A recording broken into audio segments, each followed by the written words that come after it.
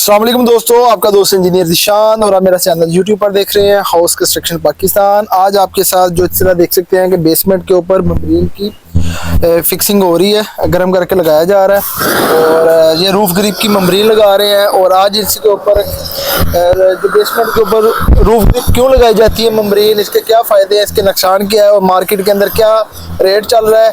और जो हजरात शिकायत करते हैं कि उनकी बेसमेंट के अंदर स्मेल आती है, लीकेज हो रही है, तो ये जो मम्ब्रेन का प्रोसेस होता है ये किस हद तक पायदार होता है। और ये आज मेरे साथ जो रूफ ग्रिप को मम्ब्रेन वगैरह की फिक्सिंग का काम करते हैं तो इनसे बात करेंगे। अस्सलाम वालेकुम जी वालेकुम सलाम। अच्छा गिल भाई, ये बताएं जो रूफ ग्रिप हम नीचे लगा रहे हैं, जिस तरीके के साथ जॉइंट वगैरह लग रहा है, तो रूफ ग्रिप के क्या फायदे हैं मार्केट के अंदर, और जो हजरात बेसमेंट के अंदर रूफ ग्रिप नहीं लगाते या मम्ब्रेन नहीं लगाते उसके क्या नुकसान है? जी नुकसान आपके सामने ही, आपने देखा होगा बाज़ घरों में दीवारों पर सीपेज आ जाती है, तो ये बेसमेंट का काम है। यहाँ तो वाटर प्रूफिंग करवाना 100% ही बिल्कुल यानी कि अच्छा समझा जा सकता है, क्योंकि यहाँ पे आप अगर नहीं करवाते तो सर्दियों में मसले मसाइल पैदा होते हैं, जिस तरह के वो टाइल वगैरह लगती है तो कुछ सीपेज वगैरह टायर उखड़ना शुरू हो जाती है। दूसरा फिर ये जो आपका स्ट्रक्चर होगा ना, सरिया वगैरह, इसकी लाइफ बढ़ती है, सीपेज आएगी नहीं की तो वो अपनी बिल्कुल ओके होती है। अब जंग वगैरह से बचा रहता है। जब भी आपने घर के अंदर बेसमेंट बनानी है, इसके पहले वाला प्रोसेस मैंने आपको वीडियो के अंदर शेयर कर दिया था कि जब भी आपने बेसमेंट बनानी है, इसके नीचे वाला प्रोसेस है 1 4 8 हमने इसको बज्जर के साथ मिक्स करके डाला है, 1 सीमेंट, 2 इसके अंदर 4 रेत है, 8 इसके अंदर बज्जर है, इसको मशीन के साथ मिक्सिंग करके डाला है। और इसके ऊपर हमने 1 3 6 की कंक्रीट की है, जिसके तरीके के साथ इसके ऊपर मम्ब्रेन शीट अप्लाई हो रही है और इसके ऊपर मम्ब्रेन शीट लग रही है। जब आप मम्ब्रेन नहीं लगवाएंगे तो उससे क्या होगा कि जो नीचे से नमी आती है वो आपके सरिये के अंदर चली जाती है, कंक्रीट के अंदर आ जाती है, जिससे आपका क्या होता है, नीचे से स्मेल आना शुरू हो जाती है और आपका जो बेसमेंट के अंदर डेडनेस के इशू आना शुरू हो जाते हैं। और ये भी बताएं, ये रूफ ग्रिप पे जो मम्ब्रेन होती है मार्केट के अंदर है, ये इसका क्या रेट चल रहा है? सर इसका जो मार्केट के अंदर रेट है 95 रुपये, तो इससे नीचे और भी शीटें हैं, लेकिन जो मार्केट में नंबर 1 जो शीट है वो रूफ ग्रिप है। वो रूफ ग्रिप है। हाँ, इससे नीचे और भी हैं, रूफ गार्ड है, जिस तरह जनूब एशिया है, और भी हैं, तो वो कम प्राइस में भी हैं, लेकिन जो सबसे अच्छी चीज है वो ये है। अच्छा, इसको लगाने का क्या प्रोसीजर है, जिस तरीके के साथ इससे नीचे आप क्या करते हैं? इसमें सर आपने शायद पहले देखा होगा, उसमें सबसे पहले हमारे बंदे ने सफाई की है, सफाई के बाद उसके बाद इस पे प्राइमर कोटिंग की है, ताकि डस्टिंग वगैरह बैठ जाए और शीट जब हीट दे तो वो अपनी जगह पे बिल्कुल प्रेस हो जाए। अब जिस तरीके के साथ ये जो लड़का आपका जोड़ लगा रहा है, जी ये जोड़ लगाने से जो एक शीट और दूसरी शीट वो साथ फिक्स हो रही है, वो देखे ना, इसमें ज्वाइंट आ जाता है। ज्वाइंट को रोकने के लिए हमने ओवरलैप दिया होता है। ठीक है, ओवरलैप 3 इंच का ओवरलैप दे के उसके ऊपर ये कांडी का देख रहे होंगे आप, वो प्रॉपर्ली उसे सील कर देता है, कहीं से भी उसका ज्वाइंट खुला हुआ नजर नहीं आएगा। ठीक है, या इस तरह इसकी कोई भी सीपी का सीन। और ये भी बताएं कि जो मम्ब्रेन होती है, इसकी बनावट जो मेकिंग होती है, इसके अंदर क्या क्या चीज ऐड होती है? सर जी इसमें ऐड ये कि प्लिस्टर कपड़ा होता है, उसके बाद ये गर्म लुक होती है जो हमारे ईरान से आती है। हमारे पास इम्पोर्टेड कंपनियों की जो ऑस्ट्रेलियन कंपनी है जो हमारी बना रही है ये मेम्ब्रेन।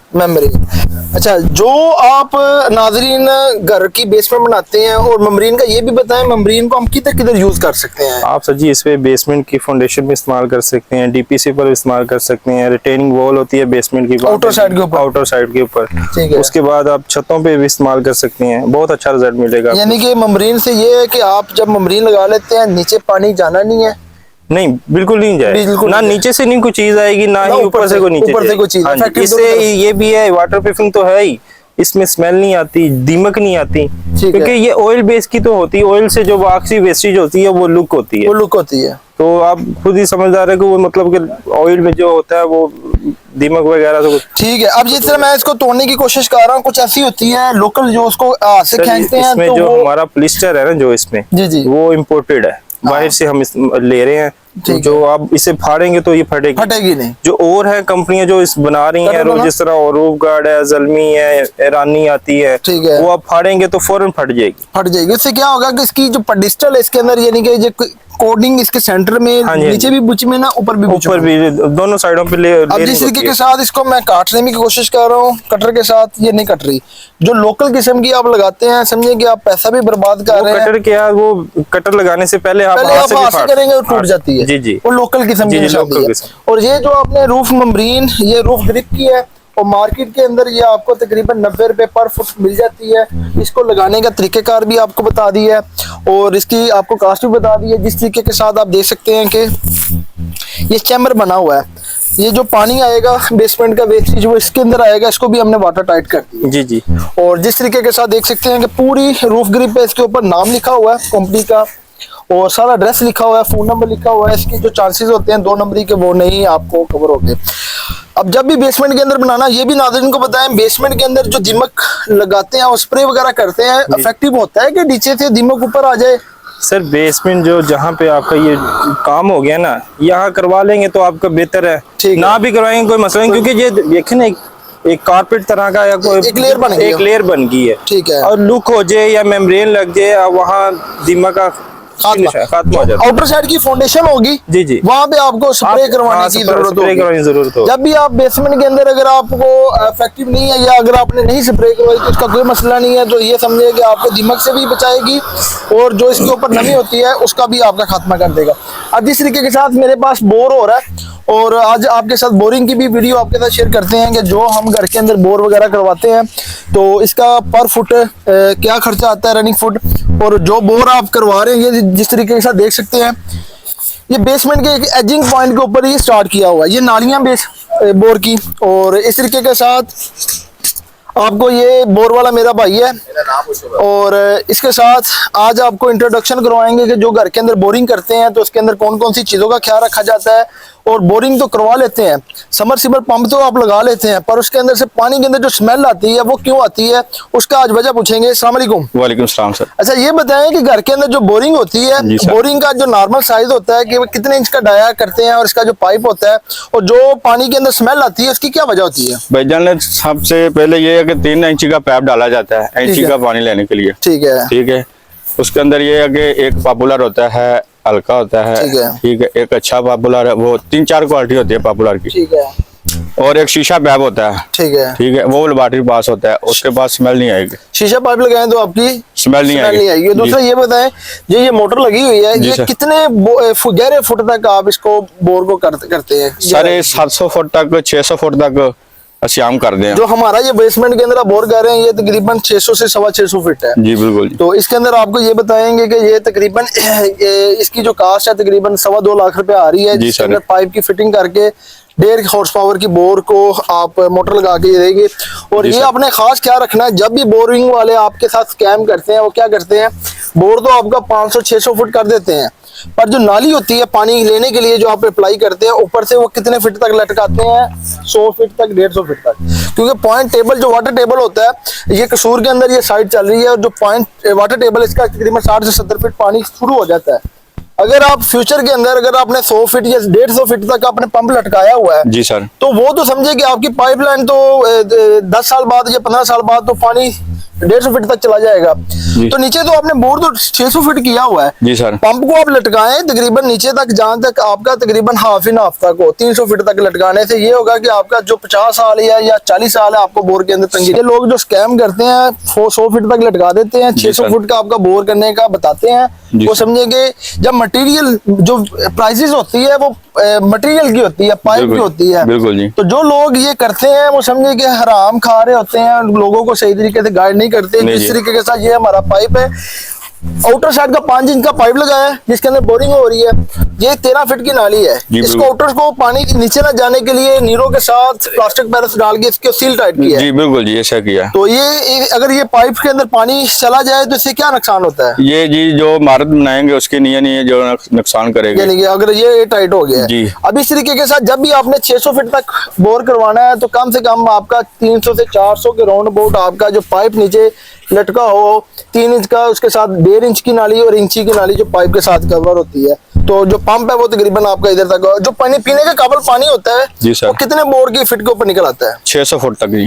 अगर हम 300 फुट तक वो पीने के काबल नहीं होता? नहीं सर। अच्छा, इधर 300 फुट पर पानी नहीं ठीक है, ये जो टैंटियां इनकी वजह से जो ना पानी खराब आ रहा है। ठीक है जी सर।